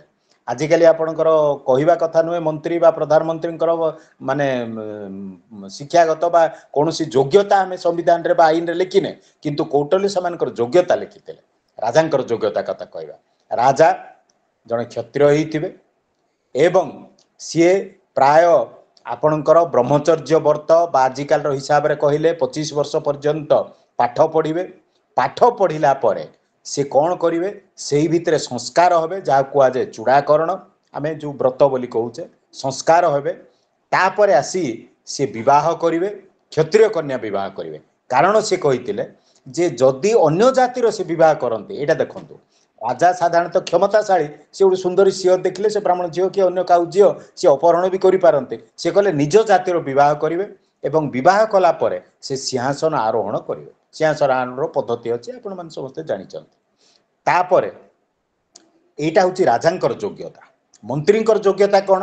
ସିଏ ପାଠ ଶାଠ ବିଦ୍ୟା ଇତ୍ୟାଦି କରୁଥିବେ। ହଁ, ରାଜାଙ୍କର ଶସ୍ତ୍ର ବିଦ୍ୟା ଜାଣିବା ଦରକାର, ସେ 2 ବର୍ଷ ଶସ୍ତ୍ର ବିଦ୍ୟା ଶିକ୍ଷା କରିବେ ଏବଂ ମନ୍ତ୍ରୀ ଇତ୍ୟାଦି ମଧ୍ୟ ଶସ୍ତ୍ର ବିଦ୍ୟା ଶିକ୍ଷା କରିବେ। ତାପରେ ରହିଲା ଆପଣଙ୍କର ଯେଉଁ ବୈଦେଶିକ ନୀତି, ଜଣେ ମନ୍ତ୍ରୀ, ଜଣେ ରାଷ୍ଟ୍ରଦୂତ, ଜଣେ ଅନ୍ୟ ଯେଉଁ ଅଫିସର ବା ଅମାତ୍ୟ ଅଛନ୍ତି, ସେମାନେ ବୈଦେଶିକ ନୀତି ସହିତ ସମ୍ପୂର୍ଣ୍ଣ ଭାବରେ ସମ୍ପର୍କ ରଖିବେ। ସେଟା ବୈଦେଶିକ ନୀତି ଗୋଟେ ଅଧ୍ୟାୟରେ ସେ ଲେଖିଛନ୍ତି। ତାହେଲେ ପ୍ରତ୍ୟେକ ଲୋକଙ୍କର ସିଏ ମାନେ ଆମ୍ବାସାଡର ବା ରାଷ୍ଟ୍ରଦୂତଙ୍କ ଠାରୁ ଆରମ୍ଭ କରି ରାଜା ବା ଅମାତ୍ୟ ପର୍ଯ୍ୟନ୍ତ, ଆଜିକାଲି ଯେଉଁ ବ୍ୟୁରୋକ୍ରେଟ୍ ଆମେ କହୁଛେ, ସେମାନଙ୍କର ପ୍ରତ୍ୟେକଙ୍କର ଯୋଗ୍ୟତା ସେ ଲେଖିଦେଇଛନ୍ତି। ଆଚ୍ଛା, ଏମାନେ ସେଇଠୁ ଯୋଗ୍ୟତା ହିସାବରେ ଆପଣଙ୍କର ମାନେ ଯୋଗ ଦେଲେ ବା କାର୍ଯ୍ୟ ବା ରାଜ୍ୟରେ କାର୍ଯ୍ୟ କଲେ। ତାହେଲେ ରାଜା ସେମାନଙ୍କର ଯୋଗ୍ୟତା ଅଛି ନା ନାହିଁ ପରୀକ୍ଷା ମଧ୍ୟ କରିବେ ଏବଂ ସେଇ ଯେଉଁ ପରୀକ୍ଷାଟା ଅତି ସୁନ୍ଦର ଭାବରେ କୌଟଲ୍ୟ ଲେଖିଛନ୍ତି ଅର୍ଥଶାସ୍ତ୍ରରେ। ସେଇଠି ସିଏ କହିଲେ 4ଟି ପରୀକ୍ଷା କରିବେ। 4ଟି ପରୀକ୍ଷା କ'ଣ? ଯେ ଗୋଟେ ହେଉଛି ଧର୍ମପଧା, ଅର୍ଥପଧା, ଆଉ କାମପଧା, ଆଉ ଗୋଟେ ହେଉଛି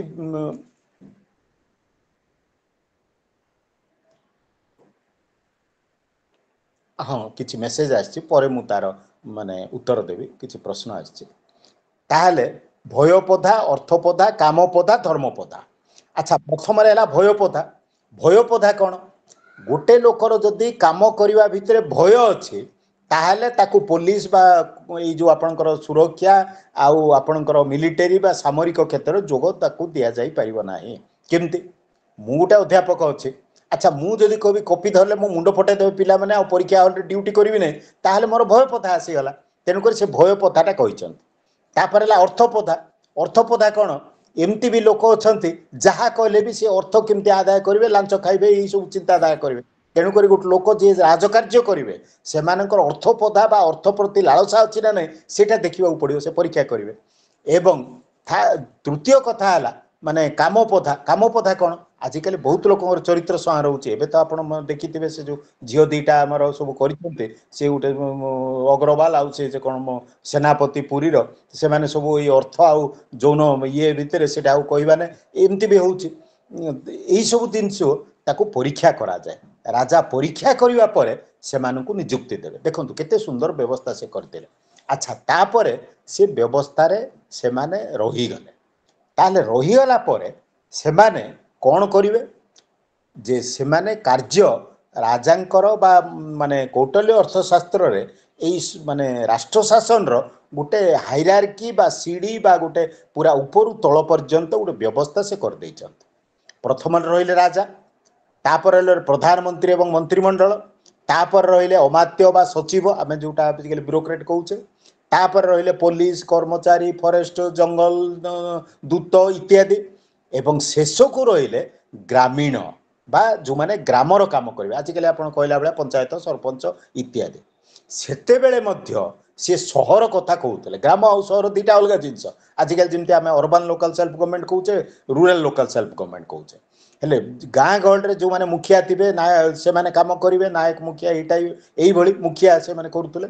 सहरांचल नागरक बोली गोटे पदवी सृष्टि होता देखो केते सुंदर से व्यवस्था करथिले नागरक माने आजिकाल जदि हिसाब कहे से माने कुआजिबो आपनकर म्युनिसिपालिटी बा कॉर्पोरेशन चेयरमैन कहतु बा एग्जीक्यूटिव ऑफिसर कहतु बा कमिशनर कहतु जी सेठर मुखिया आपण जानिले खुशी हेबे जे कौटल्य कहले जे एई जो नागरक माने अछंती आपणक सहर रु आजिकल जो टोल गेट अछि सहर रु कौन गला सेटा हिसाब रखिबे सहर को कौन आसिला ताकू हिसाब रखिबे ताले ए जो हिसाब कथाटा केते सुंदर व्यवस्था देखिबे जे आपणकर माने कौटल्य केते सुंदर भाव व्यवस्था करथिले जदि एई व्यवस्था आज भी भारत रे प्रतिष्ठा करा होंता आपणक सहर एबे सरकार से चिंता करछन्ते आपणक घरे को माने बाहर भड़ा रहिचन्ते आपणकर लॉजिंग रे को माने बाहर रहउचन्ते सरकार को पाखरे प्राय तथ्य रहउची बेले बेले रहउ नै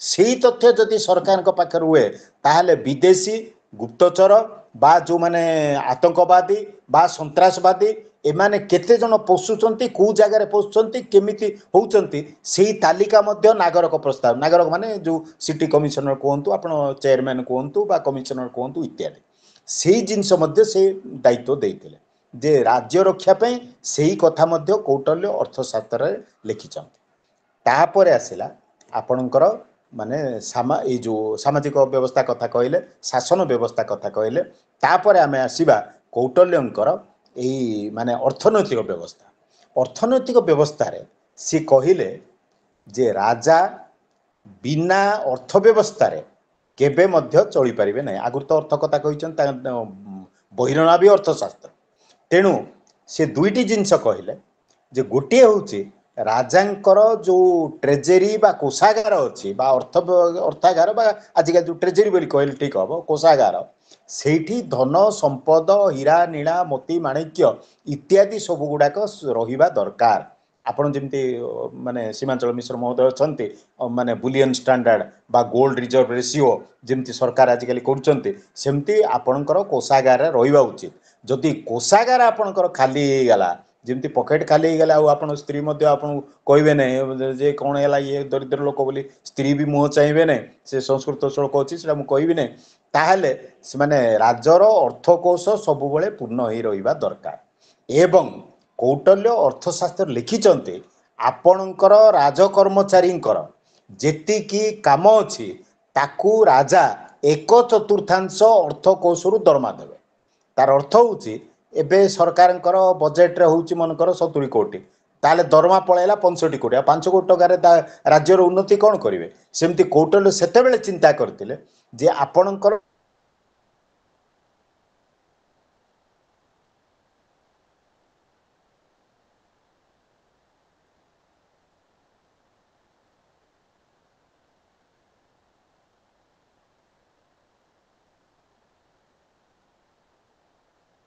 आपणकर परे होची कौटल्यंकर होची बजेट बा आजिकाल जोटा आमे आर्थिक आयव्यय अटकल आर्थिक आयव्यय अटकल रे से कहउथुले जे आपणकर जे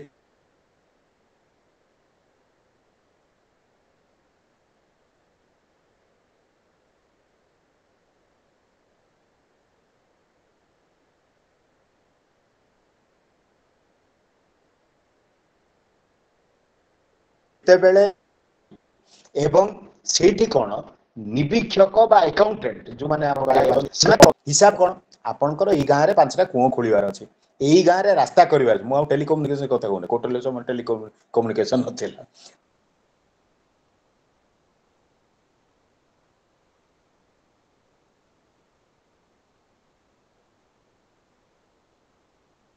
तेणु सी जहा व्यवस्था थिला राजा तार हिसाब तैयारी करिवे एवं से जो से माने वॉइस आसु नै बोली कहउचंती ताहले मोबाइल तो ठीक अछि देखुछि वॉइस ठीक है मोर सर कहतु हां नहीं मेसेज आसला वॉइस आसु नै बोली हो ताहले एई जो माने जिनिसटा राज्यर कोन दरकार तार हिसाब से माने सब रखिबे ताहले यही सब जिनस राजा वार्षिक केते आदाय हैला एवं केते खर्च हैला अच्छा आदाय केमती हबो आदाय सेठी होची जे माने कर आउ आपणकर विभिन्न व्यवसाय वाणिज्य रु राजा को किछि धन आसीबो एवं सेही धनटा 6-7 भाग रे विभक्त होईछि ताले प्रथम कथा कर कथा देखिबा सुंदर कथा कहिसंती कौटल्य अर्थशास्त्र राजा कर काहे की नियंती कर काहे नियंती कौटल्य अर्थशास्त्र लिखिचंती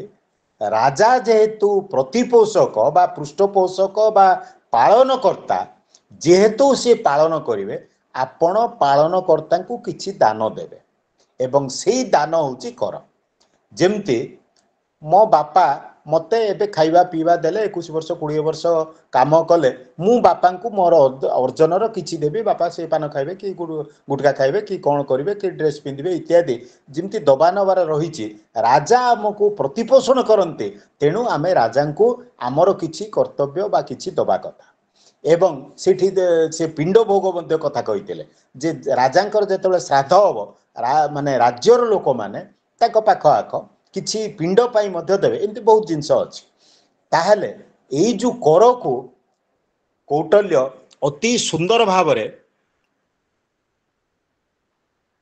हाँ जने लिखी मु शुणी पार ना मुझे किसी कहि परिबि ना एटा तो नेटवर्क प्रॉब्लम से तथापि लिखि मु शुणी पार ना ताहले सी कहिले एई जो आपणकर कर आदाय हबो से करटा पुणी माने आपणकर टेम्पोरारी बा माने अस्थायी आउ स्थायी जो जिनस आपणकर अस्थायी ता उपरे राजा कर विशेष बसाइबे नाही जो जिनस स्थायी ता उपरे राजा कर बसाइबे कौटल्य सुंदर भाव लिखिं कौन राजा आपणकर माछ मांस पनीपरिया ये जो बिक्री हुए ता उपरे कर बसेबे ने आपण जदि टंका कर जिनस को 3 टंका कर बसेबे माछ जदि गोटे लोक आणला तार जदि टंकाटे आपण 3 टंका कर बसेले से गोटे दिन तो माछ खराब हो आजिकल सीना फ्रिज हो गला कि आपण बरफ हो गला ताको कोन से गोदाम हो गला सेटा सेतबेले तो से जिनस नथिला तेणु कौटल्य कहउचंती जो जिनस गुड़िक पेरिसेबल बा जोटा नष्ट हो जिवो जल्दी ता उपरे राजा कर बसेबे एवं जहा माने होची माने स्थायी धान उपरे कर बसेले कि आपणकर घर उपरे कर बसेले से विभिन्न जिनस ताहले से उपरे कर बसेले स्थायी उपरे किछि कर बसेबे आपण माछ मांस पनीपरिया एई उपरे राजा विशेष कर बसेबे नाही ताहले केते सुंदर भाव रे से चिंता करतिले देखंतु कर व्यवस्था रे ताहले बजेट उपरे राजांकर ई जो चिंता गोटे आर्टिकल मु संवाद रे पढ़ितिली माने जण लिखितिले से लेखक ना मन ने ता ऊपर संक्षिप्त कहि पूरा कहले बहुत समय हो गोटे स्टोरी बा गोटे कहानी होउची ଷ୍ଟ୍ରାସବରି ବୋଲି ଜଣେ ଇଂଲଣ୍ଡର ଗୋଟେ ଛୋଟିଆ ସହରରେ ଗୋଟେ ଟୋପି ବ୍ୟବସାୟୀଟେ ଥିଲା। ସେ ଟୋପି ବିକୁଥାଏ, କିନ୍ତୁ ତା ଭିତରେ ଅର୍ଥନୀତିର କିଛି ଗୋଟେ ଗନ୍ଧ ଥାଏ ବା ଗୋଟେ ତାର ଚିନ୍ତାଧାରା ଥାଏ। ସେ ଦୂରରୁ ଦେଖିଲା କିଛି ଲୋକ ସାଇକେଲରେ ଆସିକି ଟୋପି ନେଉଛନ୍ତି, କିଛି ଲୋକ କାରରେ ଆସିକି ଟୋପି ନେଉଛନ୍ତି, କିଛି ଲୋକ 2 ଚକିଆ ଗାଡ଼ିରେ ଆସିକି ଟୋପି ନେଉଛନ୍ତି, କିଛି ଲୋକ ଚାଲି ଚାଲି ଆସିକି ଟୋପି ନେଉଛନ୍ତି। ସେ ଗୋଟେ ହିସାବଟେ କଲା, ଏଇ ସହରରେ କେତେ ଲୋକ ଚାଲି ଚାଲି ଆସିକି ନେଉଛନ୍ତି, କେତେ ଲୋକ 2 ଚକିଆ ଯାନରେ ଆସି ନେଉଛନ୍ତି, କେତେ ଲୋକ କାରରେ ଆସିକି ନେଉଛନ୍ତି। ତାର ଗୋଟେ ଆଗ୍ରହ ହେଲା, ସିଏ ସବୁ ଲେଖିଲା ଏଇ ସହରରେ କେତେ ପରିସ୍ଥିତି ବିଷୟରେ ବା ଆର୍ଥିକ ମାନେ ସ୍ୱଚ୍ଛଳତା ବର୍ଗରେ କୋଉ କୋଉ ଲୋକ ଅଛନ୍ତି। ଯେମିତି ସେ ପତ୍ରିକାରେ ପ୍ରକାଶ କରିଦେଲା, ସବୁ ଲୋକ କହିଲେ ଆରେ ସେ ଲୋକଟା ତ ଟୋପି ବିକୁଛି, ସବୁ କ'ଣ କଲା। ତାପରେ ସେମିତି ହଉ ହଉ ତାକୁ ସବୁ ଗୋଟେ ମାନେ ପାର୍ଲାମେଣ୍ଟର ବା ସଂସଦର, ସେତେବେଳେ ସଂସଦ ବିଶେଷ ଆରମ୍ଭ ହେଇନଥାଏ, ତାକୁ ଗୋଟେ ସଭ୍ୟ କରିଦେଲେ। ତାକୁ ରାଜା କହିଲେ, ସେତେବେଳେ ରାଜା ଶାସନ ଚାଲିଥିଲା, ଯେ ତମେ ଏଇ ଯେଉଁ କଥା ଲେଖିଲ ତା ଉପରେ ଆମକୁ ଗୋଟେ ରାଜ୍ୟର ଅର୍ଥ ବ୍ୟବସ୍ଥା ଉପରେ ଗୋଟେ କାମ କର। ତା ମୁଣ୍ଡ ଘାବରା ବା ମାନେ ଆଶ୍ଚର୍ଯ୍ୟ ହେଇଗଲା, ମାନେ ବ୍ୟତିବ୍ୟସ୍ତ ହେଇଗଲା, ଏଇ ଏଡ଼େ ବଡ଼ ରାଜ୍ୟର କଥା ମୁଁ କେମିତି ଲେଖିବି। କହିଲା ମୋତେ 6 ମାସ ସମୟ ଦିଅ। 6 ମାସ ସମୟ ଦିଆଗଲା। ସେତେବେଳକୁ ବୋଧେ ଭାରତ ଇଂଲଣ୍ଡ ଅଧୀନରେ ଅଛି। ସେଇ ସମୟରେ ସେ ଭାରତକୁ ଚାଲି ଆସିଲା। କଲିକତାରେ ଆପଣଙ୍କର ଇଷ୍ଟ ଇଣ୍ଡିଆ କମ୍ପାନୀ ତାର ହେଡ୍ ଅଫିସ୍ ବା ହେଡ଼କ୍ୱାର୍ଟର ବା ମୁଖ୍ୟାଳୟ ଅଛି, ସେଇଠି ପଶିଗଲା। ପଶିକିରି ଗୋଟେ ଘର ନେଇକି ତା ଭିତରେ 6 ମାସ ବନ୍ଦୀ ହେଇକି ରହିଗଲା। ତା ନାଁ ହେଉଛି ଜେମ୍ସ ୱିଲସନ୍। ସିଏ ଯେତେବେଳେ ରହିଗଲା, ଆମର ଲୋକମାନେ ଦେଖିଲେ ଏଇଟା ବିଦେଶୀ ଗୋଟେ ଆସିଲା, 6 ମାସ ସେ ଘର ଭିତରେ ରହିଗଲା, ବୋଧେ ଆଟାଚ୍ ବାଥରୁମ୍ ଥିବ, ସେ ଭିତରେ ରହିଗଲା। କେତେ ଲୋକ କହିଲେ ଇଏ ଲୋକଟା ବୋଧେ ପାଗଳ ହେଇଗଲା, ଘର ଭିତରେ 6 ମାସ କେମିତି ରହିଛି। ତାପରେ କିଛି ଲୋକ କହିଲେ ନାଇଁ ନାଇଁ ଏଇ ଲୋକଟା ବୋଧେ ସାଧୁ ସନ୍ତର ବ୍ୟବସାୟ ଅଛି, ଭାରତ ଗୋଟେ ତ ମହାତ୍ମା ସାଧୁ ସନ୍ତର ଦେଶ, ଇଏ ବୋଧେ ସେ ଧ୍ୟାନ ଜପ ଆସନ ପ୍ରାଣାୟାମ ଇତ୍ୟାଦି କରୁଛି, ସେ ଭିତରେ ପଶିଗଲା। ଏମିତି ବହୁତ ଲୋକ ବହୁତ କଥା କହିଲେ, କେତେ ଲୋକ କହିଲେ ତା ଚରିତ୍ର ସଂହାର ଇତ୍ୟାଦି ଇତ୍ୟାଦି। ଛାଡ଼ନ୍ତୁ, 6 ମାସ ପରେ ସେ ପଦାକୁ ବାହାରିଲା, ଏବଂ ପଦାକୁ ବାହାରିଲା ପରେ ତାର ଯେତେ ସାଙ୍ଗସାଥି ଥିଲେ ମୁଁ ବହୁତ କିଛି ଶିଖିଲି। ତାପରେ ଇଂଲଣ୍ଡ ଚାଲିଗଲା। ଇଂଲଣ୍ଡ ଚାଲିଗଲା ପରେ ଦ୍ରୁତ କଣ୍ଠରେ ଘୋଷଣା କଲା, ଆପଣମାନେ ଯେଉଁ କଥା ଅର୍ଥ ବ୍ୟବସ୍ଥା ରାଜ୍ୟର କହିଛନ୍ତି ସେଇଟା ବା ତାହା କୌଟଲ୍ୟଙ୍କର ଅର୍ଥଶାସ୍ତ୍ରରେ ଏବଂ କିଛି ଅଂଶରେ ମନୁ ସଂହିତାରେ ଲେଖା ହେଇଛି। ଅର୍ଥାତ୍ ଆଜି ଇଂଲଣ୍ଡରେ ଯେଉଁ ପ୍ରଥମରେ ବଜେଟ୍ ବୋଲି ଯେଉଁ କଥା ହେଇଛି, ଯାହାର ଜନକ ବୋଲି କୁହାଯାଏ ଜେମ୍ସ ୱିଲସନ୍ଙ୍କୁ, ସିଏ ଦ୍ରୁତ କଣ୍ଠରେ ଇଂଲଣ୍ଡରେ ଘୋଷଣା କରିଥିଲେ ଏଇ ବଜେଟ୍ ବ୍ୟବସ୍ଥା ଏବଂ ଏଇଟା କୌଟଲ୍ୟଙ୍କର ଅର୍ଥଶାସ୍ତ୍ର ଭାରତରେ ଲେଖା ହେଇଛି। ତେଣୁ ସିଏ ଯେତେବେଳେ ଫେବୃଆରୀ 28ରେ ମରିଗଲେ, ତାଙ୍କୁ ସ୍ମରଣ କରିବା ପାଇଁ ଇଂଲଣ୍ଡରେ 28 ତାରିଖ ଦିନ ବଜେଟ୍ ଉପସ୍ଥାପନ ହେଉଥିଲା। ଆଜିକାଲି କିଛି ବ୍ୟତିକ୍ରମ ମଧ୍ୟ ହେଲାଣି, ଆମେ ଯାହା ଦେଖୁଛେ।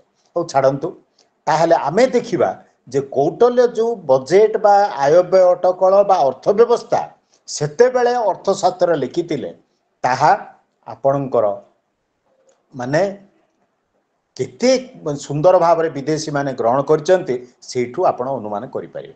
ଏଇଟା ଆପଣଙ୍କର ଅର୍ଥ ବ୍ୟବସ୍ଥା କଥା ଗଲା। ବର୍ତ୍ତମାନ ଆସିବା ବିଚାର ବ୍ୟବସ୍ଥା। କାରଣ ଗୋଟେ କଥା ଅଛି, if lamp of justice is gun how darkness is. ଯଦି ଦେଶରେ ଅନ୍ୟାୟର ଅନ୍ଧକାର ବ୍ୟାପିଯାଏ, ତାହେଲେ ସେ ଦେଶରେ ଆଲୋକ କେବେ ଦେଖାଯିବ ନାହିଁ। ଅର୍ଥାତ୍ ଗୋଟେ ଦେଶକୁ ଚଳାଇବାକୁ ହେଲେ ଆପଣଙ୍କର ନ୍ୟାୟ ବ୍ୟବସ୍ଥା ନିଶ୍ଚିତ ଭାବରେ କରିବାକୁ ପଡ଼ିବ। ଏବଂ ଏଇ ନ୍ୟାୟ ବ୍ୟବସ୍ଥା କ'ଣ, ଆପଣ ଆଜି ଯାହା ଜୁଡ଼ିସିଆରୀ ବୋଲି କହୁଛନ୍ତି, ତାହେଲେ କୌଟଲ୍ୟଙ୍କ ଅର୍ଥଶାସ୍ତ୍ର ମନୁଙ୍କର ଅର୍ଥଶାସ୍ତ୍ର ସମସ୍ତ ସଂଗ୍ରହ କରିଛନ୍ତି। ମନୁ କହିଛନ୍ତି ରାଜାଙ୍କର ଯେଉଁ କର୍ତ୍ତବ୍ୟ ଅଛି, ତା ଭିତରେ ପ୍ରଥମ କର୍ତ୍ତବ୍ୟ ହେଲା ସେ ପ୍ରାୟ ସକାଳ ସମୟରେ, ଆଜିକାଲିର ହିସାବ କଲେ 9ଟା ବି 10ଟା, ଏଇ ଖରା ଛୁଟିରେ ସିନା ଆପଣଙ୍କର ଅଫିସ୍ ସକାଳେ ହେଇଛି, ସେଇ ଜିନିଷ ସେତେବେଳେ ନଥିଲା। ରାଜା କ'ଣ କରିବେ, ଗୋଟିଏ ନିର୍ଦ୍ଦିଷ୍ଟ ପୋଷାକ ପିନ୍ଧି ରାଜ ଦରବାରରେ ଉପସ୍ଥିତ ରହିବେ ଏବଂ ତାଙ୍କ ନିକଟରେ ଗୋଟିଏ ରାଜଦଣ୍ଡ ରହିବେ। ଏଇଟା ହେଉଛି ମନୁ ସଂହିତାର ଭାଷା। ଏବଂ ରାଜା କ'ଣ କରିବେ, ବିଚାର କରିବେ। କ'ଣ ବିଚାର? ଯେଉଁମାନେ ଅନ୍ୟାୟ ଅତ୍ୟାଚାର ଇତ୍ୟାଦି କରିଛନ୍ତି, ଦୋଷ କରିଛନ୍ତି, ସେମାନଙ୍କୁ ଦଣ୍ଡ ଦେବେ। ଯଦି ଦଣ୍ଡ ନ ଦିଆଯାଏ, ଦେଶରେ ଅରାଜକତା ବ୍ୟାପିଯିବ, ଦେଶ ନଷ୍ଟ ହୋଇଯିବ ବା ଧ୍ୱଂସ ହୋଇଯିବ। ତେଣୁ ବିଚାର ବ୍ୟବସ୍ଥା ହେଉଛି ଗୋଟେ ଦେଶର ମେରୁଦଣ୍ଡ। ତାପରେ ଆପଣ ଆସିଲା ଏକ୍ଜିକ୍ୟୁଟିଭ, ଲେଜିସ୍ଲେଟିଭ, ଜୁଡ଼ିସିଆରୀ, ସେଇ ଜିନିଷ ଆମେ ଆଉ ସେ ବିଷୟରେ ଆଲୋଚନା କରିବା ନାହିଁ। ତାହେଲେ ବିଚାର ବ୍ୟବସ୍ଥା କ'ଣ? ଯେ କୌଟଲ୍ୟ କହିଛନ୍ତି ଯେ ରାଜା एपरी भाव में व्यवस्था करेंगे एवं से कहते विचार व्यवस्था रे राजा होउचंती विचारपति तांकर किछि पारिषद रहिबे जो माने आईन ज्ञान इत्यादि व्यवस्था करिथिबे एवं ता भितरे ब्राह्मण बा पंडित जो मान रहिबे तार व्यवस्था अछि एवं सेमाने कोन करिवे व्यवस्था करिवे एवं व्यवस्था कहिले कौटल्यक अर्थशास्त्र तीनोटी जिनस कह गोटे है साक्ष्य लक्ष्य एवं प्रत्यक्ष राजा विचारपति रहिले कौन सी जिनस जदि विचार को आसिला ताहले प्रथम साक्ष्यों ठारू तार बरणी शुणा आपण मैंने कहे विजय मिश्र 1 लाख टंका चोरी कला ताहले साक्ष्य किए प्रथम तापर लक्ष्य कौन सी कौन पाई कला तार उद्देश्य कौन करिची कौन पाई तापर प्रत्यक्ष माने राजा ठीक भाव में देखिए जे एटा 4 जन साक्षी भी मिछ कहि पारंते जेमते ओडिया कह जाए 3 टुंडर छेली कुकुर किंतु राजा ताकू मापिबे देखिबे देखिला परे से विचार देबे एवं आउ गोटे सुंदर जिनस कहुई जे राजा साधारणतः केतेक लोकों को साक्षी नहीं पारे कौटल्यक अर्थशास्त्र अच्छी कौ माने एक है छोट शिशु जो माने ज्ञान ना आप 5 वर्ष शिशु को ने विचार आजिकल जगह निया हो कारण मर्डर फर्डर जगह निया हो छाड़ू ताहले छोट शिशु को नेबे नहीं पागल मानू नेबे नहीं विकृत मस्तिष्क जो माने पागल से नेबे नहीं एवं गर्भवती स्त्री को नेबे नहीं साधारणतः स्त्री मान जाते नहीं से समय केते जगार जाऊले एवं तापर है आपणकर चाकर जो माने सर्वेंट होम सर्वेंट से नेबे नहीं साक्ष्य करी कहीं सी लोक मालिकर अन्न खाई से मालिकर कथा कह भूल हेले भी से ठीक बोली कह तेणु यही भाव में साक्ष्य किए हेबे से कथा भी जुडिशियरी बा से जगह लिखाई एवं कौटल्य आ गोटे नुआ जिनस लिखिले जे दरकार पड़ले आवश्यक पड़ले जो माने मिछ कथा कहउछन जो माने चोर जो माने तस्कर जो माने घर कांथ भांगुचंती से तळे लिखिचंती आपण सिंधी कुळीबा एई भली जो माने हार्ड कोर क्रिमिनल्स आज जेकले हम कहउचे सेमानकु दंड माध्यम रे मध्य तांको ठारू कथा आदाय करा जिवो तार अर्थ जो माने पुलिस बा मिलिटरी अछंती सेमानक ठारू दंड आदाय करी ताठू तथ्य आदाय करा जिवो एवं आदाय करी कि दंड दिया जिवो ताहले एक सुंदर विचार व्यवस्था करा जायछि ताहले आपण कहिबे जे कौटल्यकर विचार व्यवस्था आउ कोन नुआ जिंस रहिला आउ गोटे नुआ जिंस रहिला जे एटा हला राजधानी बा राजा जोठी बसवास करूचंती सेठी मुख्य आजिकल सुप्रीम कोर्ट राजा विचार कले आपणकर सहर रे धरंतु ब्रह्मपुर है संबलपुर है उड़ीसा कथा कहले माने भुवनेश्वर सिना हेड ऑफिस रहिला आपणकर सहर जाक रहिला सेमिति जगार आपणकर व्यवस्थापक बा विभिन्न माने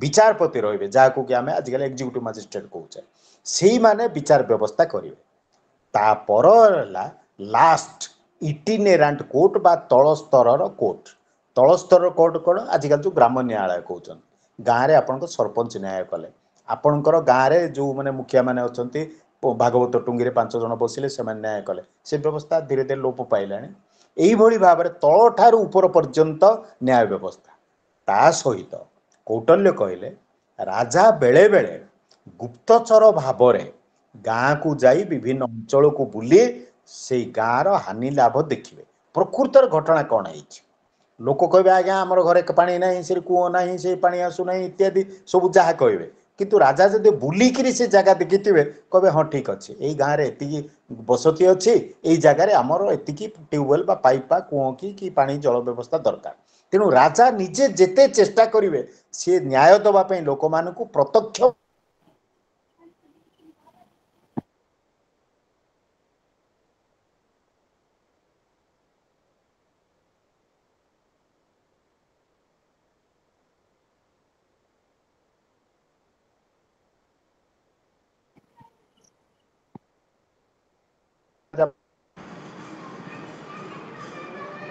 लिंक कटिगला लिंक सुबुने मत लिंक अच्छे आपण माने सुनी परचंती कि सुनागला तो सबुची बहुत भलो सबुची नहीं जने लिंक कटला मोर मोबाइल रे लिंक देखा जाउची तेन करी मु तो आ किछि करि नहीं सर मझिरे मझिरे कटि जाउची अच्छा कोन करबा ठीक अच्छे पूरा नेट देखौची मोबाइल रे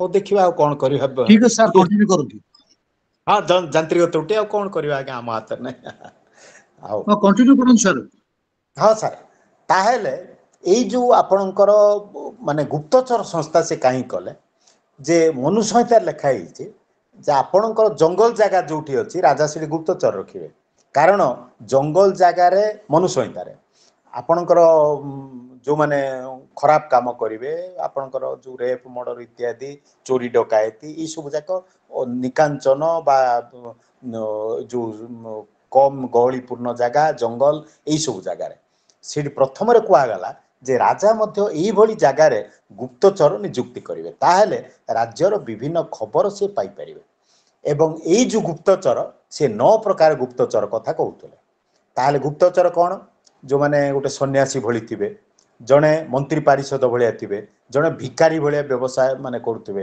ଜଣେ ବାଣିଜ୍ୟ କରିକିରି ବାଣିଜ୍ୟ ଭାବରେ ମାନେ ବେପାରୀ ଭାବରେ ବୁଲିକିରି କରୁଥିବେ ତାପରେ ଭିକ୍ଷୁକି ମାନେ ଯୋଉ ଭିକ୍ଷା ମାଗିକିରି ମହିଳା ମାନେ କାମ କରୁଥିବେ ତାପରେ ପରିବ୍ରାଜିକା ମାନେ ସେମାନେ ସୁନ୍ଦରୀ ସ୍ତ୍ରୀ ଏବଂ ସେମାନେ ରାଜା ତ ନୁହେଁ ମନ୍ତ୍ରୀ ବା ଅମାତ୍ୟ ଇତ୍ୟାଦି ଘରେ ଚାକରାଣୀ ଭଳିଆ କାମ କରିବେ ଏବଂ ସେମାନେ କାଳେ ଦୁର୍ନୀତି କରୁଛନ୍ତି ଏଇଭଳି ଭାବରେ ସେମାନଙ୍କ ଠାରୁ ଏମାନେ କ'ଣ କରିବେ ଯେ ତଥ୍ୟ ସଂଗ୍ରହ କରିବେ ଏବଂ ଏଇଠୁ ତାହେଲେ ଆପଣମାନେ କହିବେ ସେଇ ଯୋଉ ଗୁପ୍ତଚର ଯୋଉ ତଥ୍ୟ ଆଣିଲା ସେଇଟା ମାନେ ଠିକ ବି ନ ହେଇପାରେ ସେ ଭୁଲ ବି ତଥ୍ୟ ଦେଇପାରେ ଜଣେ ସୁନ୍ଦରୀ ସ୍ତ୍ରୀ ଯାଇକିରି ମନ୍ତ୍ରୀ ଘରେ କି ଆଉ କାହା ଘରେ କାମ କଲା ସିଏ କିଛି ସୁବିଧା ପାଇଲାନି ତା ବିରୁଦ୍ଧରେ ରାଜାଙ୍କୁ ଯାଇକି ଜଣେଇଦେଲା କହିଲା ଆଜ୍ଞା ସେ ଭୁଲ କାମ କରୁଛି ସେ ଲାଞ୍ଚ ଖାଉଛି ପଇସା ନେଉଛି ଇତ୍ୟାଦି ତାହେଲେ ତାକୁ ସଂଯମତା କରିବା ପାଇଁ ଭିକ୍ଷୁକି ବା ଭିକାରୀ ଏଇ ଯୋଉ ଘରେ ଅଛି ଚାକରାଣୀ ତାକୁ ସଂଯୋଜନା କରିବା ପାଇଁ ଆଉ ଜଣେ ତାକୁ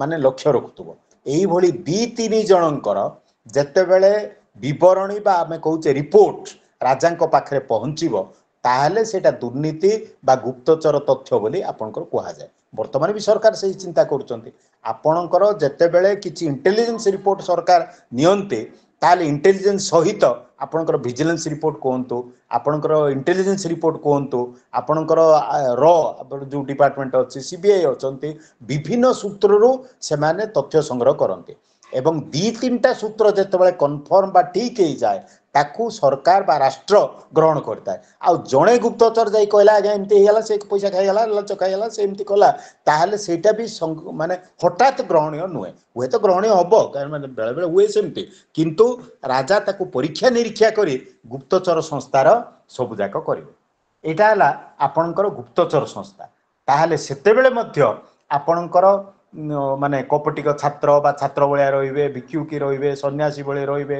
ଗଣକ ବା ଆପଣଙ୍କର ଯୋଉ ମାନେ ଜ୍ୟୋତିଷ ଶାସ୍ତ୍ର ଭଳି ରହିବେ ଏଇଭଳି ଭାବରେ ସେମାନେ ରାଜ୍ୟର ତଥ୍ୟ ରାଜାଙ୍କୁ ସଂଗ୍ରହ କରିଦେବେ ଯାହାହେଲେ ଗୋଟେ ରାଜ୍ୟ ଠିକ ଭାବରେ ଚାଲିପାରିବ ଏଇଟା 9 ପ୍ରକାର ଗୁପ୍ତଚର ସଂସ୍ଥା ମାନେ କୌଟଲ୍ୟଙ୍କର ଅର୍ଥଶାସ୍ତ୍ରରେ ଉଲ୍ଲେଖ ଅଛି ତାପରେ ଆସିଲା ବୈଦେଶିକ ନୀତି ରାଜା କ'ଣ କରିଥିଲେ ଯେ ବୈଦେଶିକ ନୀତି ପ୍ରାୟ ରଖୁଥିଲେ କାରଣ ରାଜା ଯେତେ ଷ୍ଟ୍ରଙ୍ଗ ବା ବଳଶାଳୀ ଶକ୍ତିଶାଳୀ ହୁଅନ୍ତୁ ସିଏ ଯଦି ଅନ୍ୟ ଦେଶ ସହିତ ମାନେ ବଳଶାଳୀ ବା ଶକ୍ତିଶାଳୀ ନହେଲେ ଦେଶ ଧ୍ୱଂସ ପାଇଯିବ ଆମେ ଭଲରେ ଅଛୁ କିନ୍ତୁ ଆମର ପଡ଼ୋଶୀ ଆମକୁ ଆକ୍ରମଣ କରୁଛି ଆମର ଶତ୍ରୁ ଆକ୍ରମଣ କରୁଛି ଆମର ଶତ୍ରୁ ଆମଠୁ ବଳଶାଳୀ ଅଛନ୍ତି ତାହେଲେ ସେମାନେ ଆମକୁ ଜିଣିଯିବେ ଆମର ଦେଶ ନଷ୍ଟ ହେଇଯିବ ଯୋଉ ପାକିସ୍ତାନର କଥା ଯାହା ଆପଣ ଶୁଣିଥିବେ ଏଇ ଭିତରେ ତେଣୁକରି ସେଟା କଥା ହେଉଛି ଯେ ରାଜାଙ୍କର ବୈଦେଶିକ ନୀତି କ'ଣ ଯେ ସେ କହିଲେ ଯେ ନିଜେ ରାଜା ରହିଲେ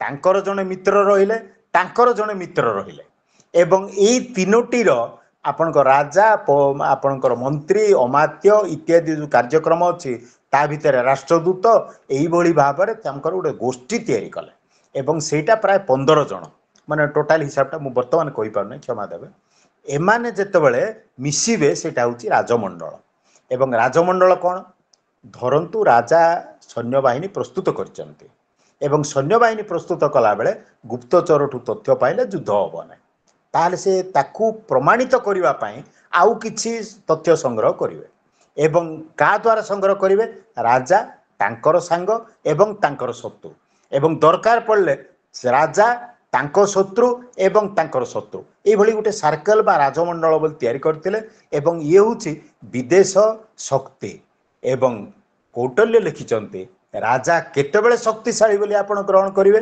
ଯେତେବେଳେ ସେ ବୈଦେଶିକ ନୀତି ବା ବିଦେଶ ରାଜାମାନଙ୍କ ସହିତ ସେ ଯେତେବେଳେ ଶକ୍ତି ବର୍ଦ୍ଧନ କରିବେ ବା ଯୁଦ୍ଧ ବିଶାରଦ ବା ଅନ୍ୟ ସମୟରେ ସେହି ସମୟରେ ରାଜାଙ୍କର ଶକ୍ତି ଜଣାପଡ଼େ ଏବଂ ଯୁଦ୍ଧ ଏବଂ ଶାନ୍ତି ବିଷୟରେ ମଧ୍ୟ ସେ କହିଛନ୍ତି କେତେବେଳେ ଯୁଦ୍ଧ କରିବେ ଯେତେବେଳେ ରାଜା ଜାଣିବେ ଦେଶ ଉପରେ ବିପଦ ଅଛି ସେତେବେଳେ ସେ ରାଜ୍ୟ ଜୟ କରିବେ ଏବଂ ଯେତେବେଳେ ରାଜ୍ୟ ଯୁଦ୍ଧଟିଏ ଚାହୁଁଛି ସେତେବେଳେ ମଧ୍ୟ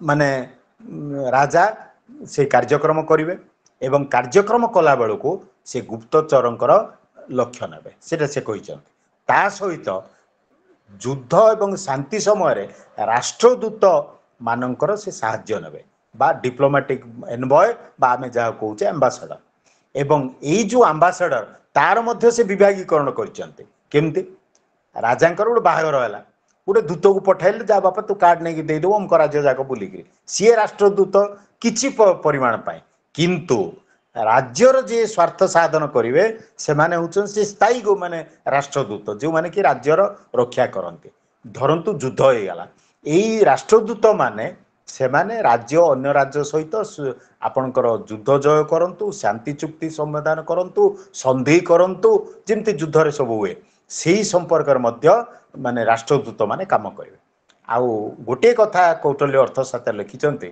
ଯେ ରାଷ୍ଟ୍ରଦୂତ ମାନଙ୍କର ଯୋଗ୍ୟତା ଏପରିକି ମନ୍ତ୍ରୀମାନଙ୍କ ଠାରୁ ମଧ୍ୟ ଅଧିକ କେମିତି ସେ ଉଚ୍ଚ କୂଳରେ ଜନ୍ମ ହେଇଥିବେ ଉଚ୍ଚ ଶିକ୍ଷିତ ହେଇଥିବେ ତାପରେ ଶସ୍ତ୍ର ବିଦ୍ୟାରେ ପାରଙ୍ଗମ ହେଇଥିବେ ତାପରେ ସେ ବାକ୍ଚାତୁରୀରେ ଭଲ ଥିବେ ରାଷ୍ଟ୍ରଦୂତ ହେଇଥିବେ ଖନା ହେଇଥିବେ କିଛି କହିପାରୁନଥିବେ ସେ ବାକ୍ଚାତୁରୀ ବା କହିବା ଶୈଳୀ ମଧ୍ୟ ବା ଆମେ ଯାହାକୁ ମାନେ ଟକିଂ ଷ୍ଟାଇଲ ଯୋଉଟା ଆମେ କହୁଛେ କଥନ ଶୈଳୀ ସେଇଟା ମଧ୍ୟ ତାଙ୍କର ଭଲ ହବା ଉଚିତ ତାହେଲେ ସେଇଟା ହଉଛି ମାନେ କଥା ତାପରେ ଶେଷ କଥା କହିଲେ ଆପଣ ହସିବେ ଯେ ଗୋଟେ ରାଷ୍ଟ୍ରଦୂତ ସୁନ୍ଦର ହବା ଉଚିତ ଯଦି ରାଷ୍ଟ୍ରଦୂତଟେ ସିଏ ଦେଖିଲା ବେଳକୁ କଳା ହେଇଥିବ ଚୋର ଭଳିଆ ଦେଖାଯାଉଥିବ ଦାଢ଼ି ଛାଡ଼ିଥିବ ବା ଆଜିକାଲି ଯେଉଁ ଆତଙ୍କବାଦୀ ସନ୍ତାସବାଦୀ ବେଳେ ଦେଖାଯାଉଥିବ ବା ସିଏ ଭଲ କଥା କହିପାରୁନଥିବ ଯେ ଆଖି ଟେରା ହେଇଯାଇଥିବ ବା ଟିକେ ଅନ୍ଧ ଭଳିଆ ହେଇଥିବ ଏଇଭଳି ଲୋକଙ୍କୁ ରାଷ୍ଟ୍ରଦୂତ କରିବା ରାଷ୍ଟ୍ରଦୂତ ସୁନ୍ଦର ପୁରୁଷ ହେବା ଦରକାର ଭଲ କହିପାରୁଥିବା ଦରକାର ତାର ଶସ୍ତ୍ର ଜ୍ଞାନ ଦରକାର ଶାସ୍ତ୍ର ଜ୍ଞାନ ଦରକାର ଏବଂ ତାର ମାନେ କହିବା ଡିବେଟ୍ ବା ଆପଣଙ୍କ ତର୍କ ସେଇଟା ରହିବା ଦରକାର ଏଇସବୁ ଜିନିଷ ଗୋଟେ ରାଷ୍ଟ୍ରଦୂତ ପାଇଁ ସେ ଗୋଟେ ସୁନ୍ଦର ଯୋଗ୍ୟତା ବା ତାଙ୍କର ନୀତି ସବୁ କରିଛନ୍ତି ତାହେଲେ ଆପଣ ଏଇ ବିଷୟରେ ଜାଣିଲେ ଯେ କୌଟଲ୍ୟ ତାଙ୍କର ଅର୍ଥଶାସ୍ତ୍ରରେ ରାଷ୍ଟ୍ରନୀତି କହିଲେ ସମାଜଶାସ୍ତ୍ର କହିଲେ ଧର୍ମନୀତି କହିଲେ ଧର୍ମନୀତି ଆଡ଼କୁ ମୁଁ ଯାଇନାହିଁ ତାପରେ ଆପଣଙ୍କର ଯୁଦ୍ଧନୀତି କୁହନ୍ତୁ ମାନେ ଇଣ୍ଟରନ୍ୟାସନାଲ ରିଲେସନ୍ ବା ଆନ୍ତର୍ଜାତିକ ସମ୍ପର୍କ ରାଜ ସମ୍ପର୍କ କଥା କୁହନ୍ତୁ ଏବଂ ସେ ଶିକ୍ଷା ବ୍ୟବସ୍ଥା କଥା କୁହନ୍ତୁ ବିଶେଷ କରି ରାଜସ୍ୱ ଏବଂ ରାଜ କେମିତି ଟେକ୍ସ ବା କର ଆଦାୟ ହେବ ବିଭିନ୍ନ ଦେଶ ସହିତ ସମ୍ପର୍କ କେମିତି ହେବ ଏପରିକି ଜଣେ ସିଟି କମିଶନର ବା ନାଗରକ ଯେଉଁଟାକି ଆମେ ସିଟି କହୁଛେ ସେମାନେ ବି କେମିତି ରାଜ୍ୟର ରକ୍ଷା ପାଇଁ ଲିଷ୍ଟ ବା ତାଲିକା କିଏ ଯାଉଛି କିଏ ଆସୁଛି ଜିନିଷ କ'ଣ ଆସୁଛି ଜିନିଷ କ'ଣ ଯାଉଛି ଇତ୍ୟାଦି ସବୁ ତାଲିକା କରିବେ ସେତେବେଳେ କୌଟଲ୍ୟ ଲେଖିଥିଲେ ତାହେଲେ ପ୍ରତ୍ୟେକ ଜିନିଷକୁ କୌଟଲ୍ୟ ଅର୍ଥଶାସ୍ତ୍ରରେ ସୁନ୍ଦର ଭାବରେ ଲେଖିଛନ୍ତି ଆମେ ଯେତେବେଳେ କୌଟଲ୍ୟଙ୍କର କଥା ପିଲାମାନଙ୍କୁ ପଢ଼ାଉ ଆପଣମାନେ ଆଶ୍ଚର୍ଯ୍ୟ ହେବେ ପିଲାମାନେ ବହୁତ ଖୁସିରେ ଶୁଣନ୍ତି କାରଣ ଏଇ ଜିନିଷ ପ୍ଲାଟୋ ଆରିଷ୍ଟୋଟଲ ଆମେ ପଢ଼ାଇଲା ବେଳକୁ ସେଇଠି ନଥାଏ ରାଷ୍ଟ୍ର ତାର ଆମ୍ବାସେଡର ଆପଣଙ୍କର ବିଚାର ବ୍ୟବସ୍ଥା ତା ଭିତରେ ଆପଣଙ୍କର ରାଜ୍ୟ ଜୟ ତାପରେ ଆପଣଙ୍କର ଆର୍ଥିକ ବ୍ୟବସ୍ଥା ଏଇ ସବୁ ଯାକ ଜିନିଷ ଯେଉଁ ଆମେ ପିଲାମାନଙ୍କୁ ପଢ଼ାଉ ତା ସହିତ ମନୁ ସହିତ ମଧ୍ୟ ଲିଙ୍କ ଅଛି କାରଣ ମନୁ ପରେ ହିଁ କୌଟଲ୍ୟ ହେଲେ ଏଇସବୁ କଲାବେଳକୁ ଭାରତୀୟ ଏଇ ଚିନ୍ତାଧାରା ଆମର ବିଦେଶରେ ମଧ୍ୟ ପରିବ୍ୟାପ୍ତ ସାଧାରଣତଃ ଜର୍ମାନର ଗବେଷକମାନେ କୌଟଲ୍ୟଙ୍କୁ ଯଥେଷ୍ଟ ସମ୍ମାନ ଦେଇଛନ୍ତି ସେ ବହିଟା ମୋର ନାଁଟା ମନେ ପଡ଼ୁନାହିଁ ସେଇଠି ସୁନ୍ଦର ଭାବରେ କୌଟଲ୍ୟଙ୍କୁ ମାନେ ବର୍ଣ୍ଣନା କରାଯାଇଛି ସେ ହେଉଛନ୍ତି ଭାରତର ଜଣେ ବିଖ୍ୟାତ ଦାର୍ଶନିକ ଆଉ ମାନେ ସେ ଏଇଭଳି ଗୋଟେ କରିଛନ୍ତି ଯେ ହଜାର ହଜାର ବର୍ଷ ଧରି ମଧ୍ୟ କୌଟଲ୍ୟଙ୍କର ଅର୍ଥଶାସ୍ତ୍ର ନିଶ୍ଚିତ ଭାବରେ ସାରା ପୃଥିବୀକୁ ଆଲୋକ ପ୍ରଦାନ କରିବ ଏବଂ ଏଇ କୌଟଲ୍ୟଙ୍କର କାର୍ଯ୍ୟକ୍ରମ ବା କୌଟଲ୍ୟଙ୍କର ବିଷୟ ଆମେ ଜଣେ ଭାରତୀୟ ନାଗରିକ ହିସାବରେ ଜାଣିବା ଦରକାର ଆମେ ସମସ୍ତେ ମଧ୍ୟ ଜାଣିବା ଦରକାର ଆଉ ପ୍ରାୟ ସମୟ ହେଲାଣି ଆଉ 8ଟା 5 ମିନିଟ୍ ଅଛି ତେଣୁ आपण मैंने जदि प्रश्न पचारे मुझे यथाकिंचित कहबी कारण सीमांचल मिश्र महोदय मत हठात 6:20 बेलू कहले आप 7टारे कहे मु बही भी पढ़ी पारिबार समय ना जहाँ निजर से पुराणा क्लासरूम टीचिंग रो किछि अभ्यास थिला ताकू आपण आगे किछि कथबार्ता कली एटा आपण आ टॉक बोली भाबिबे ना आपण सहित गोटे आलाप आलोचना कली तेणु जदि किछि ता भीतर भूल होता मत क्षमा भी देबे कारण हठात कहवा माने सेमते हिची तेणु ये हूँ कौटल्यंकर अर्थशास्त्र आपण मैंने मत सुजोग देथिबारु बरगढ़ यही स्वामी विवेकानंद लोक संसदर कर्मकर्ता आउ विशेषकर डॉक्टर शंकरषण शतपथी महोदय एवं संयोजक श्री सीमांचल मिश्र महोदय जे कि बहुत समय मत बहुत जगह को डाकी आउ आपणकर जो माने शुणुचंती बा आपण माने सम्मानीय श्रोता से मु आंतरिक धन्यवाद दूची एवं हाँ अनम्यूट हो गला म्यूट हो गला हाँ तापरे आपण माननको परिशेष रे वेदर बाणी गायन करी मोर वक्तव्य को सांग करछि पुनर्बार आपण माननको धन्यवाद सर्वे भवन्तु सुखिन सर्वे सन्तु निरामया सर्वे भद्राणि पश्यन्तु माँ कश्चित् दुःख भाग होवे भारत माता की जय वंदे मातरम।